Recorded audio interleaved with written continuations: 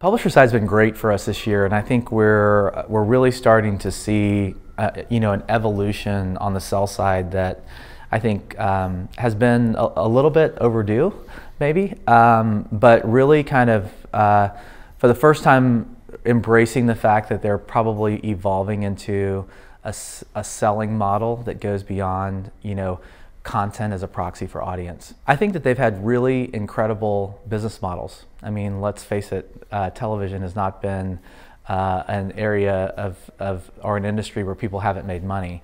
So I think just like in any mature business, you have to ultimately move forward slowly. And I think that's kind of the first.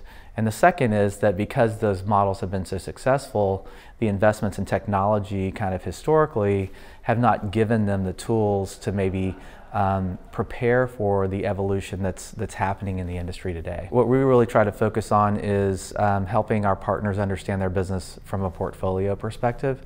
And when we are typically engaged with a client, there's kind of a multitude of constituents at the partner that are involved, and I think when we're dealing with them, it's kind of taking a first look at the first mile, which is really kind of the research, planning, pricing, and strategy side of the business, and then understanding how that process starts, how it goes into how they sell, and then ultimately how they distribute among different channels, right? And some of that may be through automation, and some of that may be only through direct sales.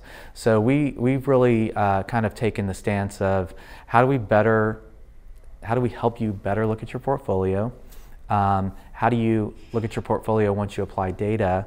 And then are you looking to deliver against, or not even are you looking to deliver, is it even good for you as a company to deliver a portfolio of sales products that include things like demographic, content, and some level of addressability, right? It may work for some and it may not work for all. I think what we're helping them do is understand how to break apart the big pieces. And if you look at it, we've done a lot of extensive research with partners kind of ahead of any platform implementations to really help them better understand what that looks like. And I think the complexities that a lot of people don't understand are, if you're just taking a slice of inventory that you think is not valuable and you apply some level of data to it, that's really not portfolio level management. That's like taking a piece of something and trying to make it a little bit better. What we're really focused on is taking a look at everything and then applying data and the application of data across the entire portfolio to understand which inventory is most valuable for content alone, which inventory is most valuable for a demographic portfolio, and which inventory is most valuable when sold kind of with some level of data and targeting. And do you feel like, in looking forward into 2016, do you feel like the media side and the publisher side is ready to hear that, and they're more apt to hear that story and actually partake? I think they're ready to hear it. I think that there's a somewhat of a fear in the marketplace of the success of Google and Facebook with having such large-scale audiences that have the ability to apply data, and I think a little bit of concern that they could potentially encapsulate some of the TV spend in the market. So what I feel like most of them are doing at this point is preparing in a really smart, methodical way to understand and be ready for that potential change in the market and react to it proactively versus reactively. And I think that the challenges that exist in those environments today are that they don't have the investments in the right tools, right? I think that a lot of them have data, it's not being applied to media properly. A lot of them have sales tools to set up campaigns.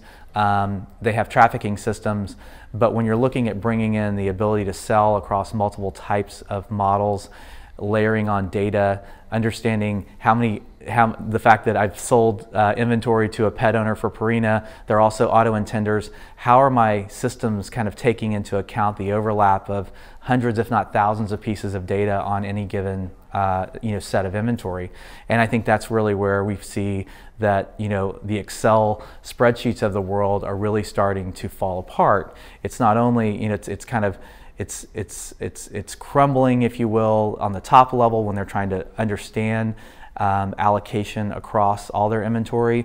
And then when you get into the actual delivery cycle and maybe content isn't as viewed as much as you thought it was, or it's viewed more, how do you allocate or reallocate along the way to make sure that your commitments to your advertisers are fully delivered? And that's really what we try to focus on for our partners, because we think if we can get it right up front and help them set the right strategy, that the ability to eliminate a lot of waste in the allocation and reallocation period of the campaigns delivers a lot more yield and success for those partners.